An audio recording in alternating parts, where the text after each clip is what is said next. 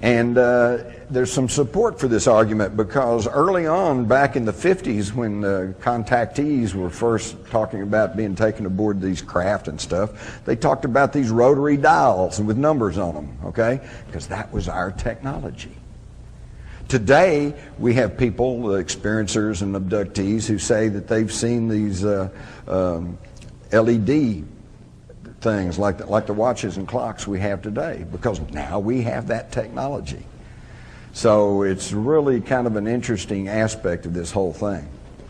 But I wanted to share with you all the story of Aurora because it is becoming more and more documented in the tape about Aurora, and I apologize, this is not a Hollywood production. This was made on less than a shoestring, but the information is there, including interviews with people, descendants of people in Wise County who were there and observed what was going on.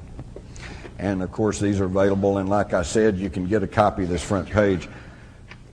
If you have friends and relatives that are skeptics and said, why there's nothing there, show them the front page of the Dallas Morning News, 1897. One other quick thing, I just have to put in a little plug here. I don't have to remind you of the war rattles and the saber rattling that's going on today in regards to Iraq and also North Korea. I'd just like to quote you from President John F. Kennedy. And this was back at the time of the Cuban Missile Crisis, when people were actually pointing real missiles at the United States. Now, if there was ever an excuse for us to threaten war with somebody, that would have been it. Today, what have they found? A few empty artillery shells and some, you know.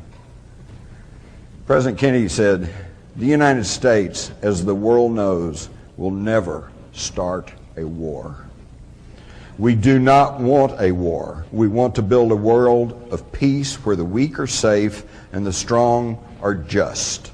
We labor on, not toward a strategy of annihilation, but toward a strategy of peace.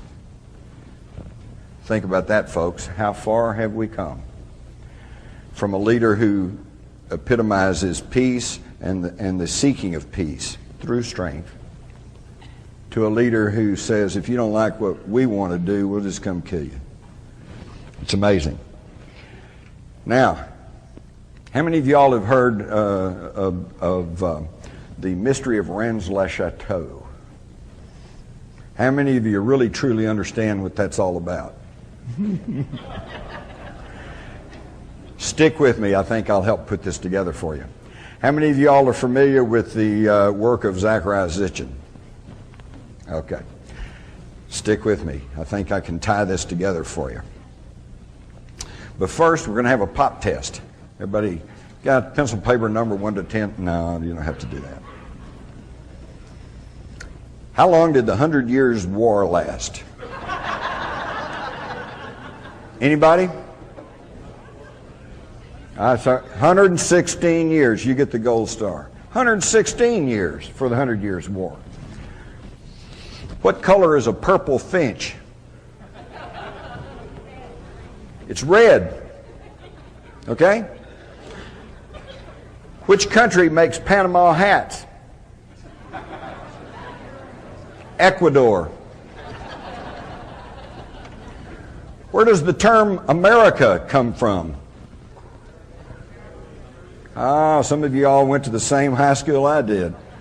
Amerigo Vespucci, the Portuguese navigator, right, whose name became associated with this new world of America. Wrong. Bzz. No. That story came from a monk, German monk, who lived on the Franco-German border back in the 1500s, named Martin Walsemüller. And good old Martin, I don't think he probably ever got more than about 25 miles from his home in his life. But in about 1515, he got access to a printing press, and he wrote a book. And he knew that there was a new world that they called America, and he knew about Amerigo Vespucci. So he said, oh, well, it was named after Amerigo Vespucci. He later retracted that. but we don't get his retracting because it was in the book, and the book keeps going on and takes a life of its own, and this is what we all get taught. Now, the point of this is, most of what we think we know, we don't know. And it's wrong. And I just want you to keep that in mind. Because let me tell you something. Your mind is like a parachute. It works better when it's open.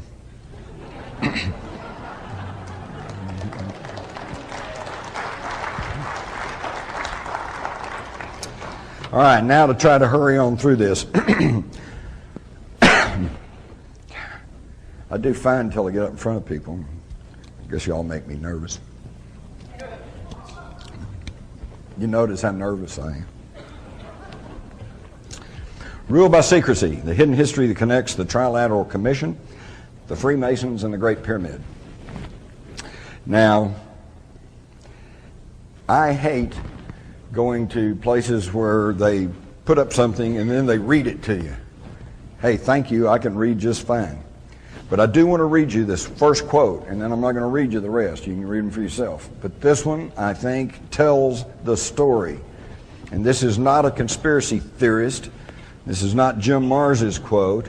This is Woodrow Wilson, a very powerful insider, an insider who was put into office by men connected to secret societies.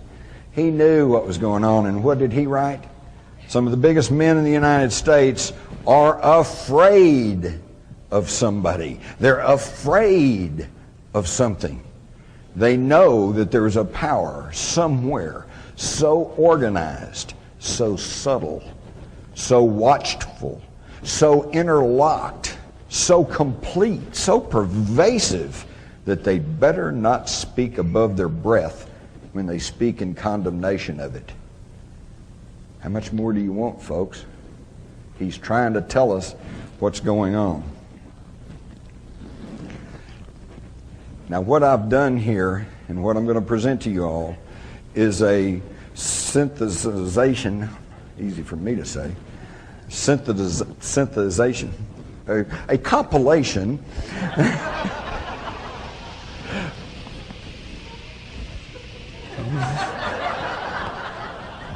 maybe they're landing, I don't know, of more than 300 books. And what I'm going to be trying to show you today is bringing together two heretofore believed unconnected topics of research.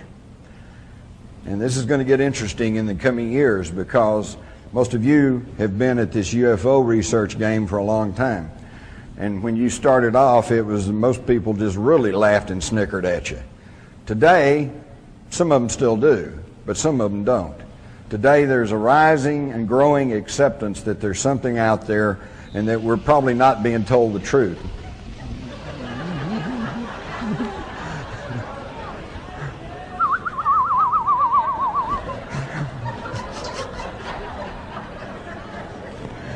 Oh boy.